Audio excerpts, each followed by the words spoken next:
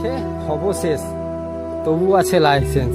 হ্যাঁ বন্ধু, মদ খেয়ে হব শেষ, তবু আছে লাইসেন্স। তাও কি মানুষের পেশা, খেয়ে করে বিভোর নেশা। এই নিয়ে সমাজবাদী করে তখন কোদাকুদি, এই নিয়ে সমাজবাদী করে তখন কোদাকুদি। বলল ওরা এর একটি ব্যবস্থা নেওয়া দরকার। তারপরে গঠন হয় নরেন্দ্র মোদী সরকার।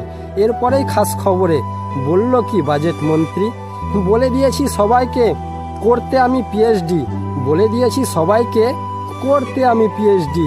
মদে 20% ট্যাক্স বসিয়ে নাম দিয়েছি জিএসটি। খবর শুনে বলল কি গো বিরোধী দলের দাদা ও দিদি, খবর শুনে বলল কি গো বিরোধী দলের দাদা ও দিদি, কে হে তুমি পাগল মোদি? বলছি কে হে তুমি পাগল মোদি? দাম বাড়িয়ে জিনিসের তুমি করছো কেন মানুষের ক্ষতি? কে হে তুমি পাগল মোদি? দাম বাড়িয়ে জিনিসের তুমি করছো কেন মানুষের ক্ষতি? পরের ভোটে কেড়ে নেব তোমার ওই সাধের গদি। ব্যাপার দেখে বলল মোদি, দাম বাড়িয়ে মদের আমি করলাম সবই গন্ডগোল। ব্যাপার দেখে বলল মোদি, দাম বাড়িয়ে মদের আমি করলাম সবই গন্ডগোল। তাই নিয়ে কবিতা লিখলো ইতি সুনীল মণ্ডল।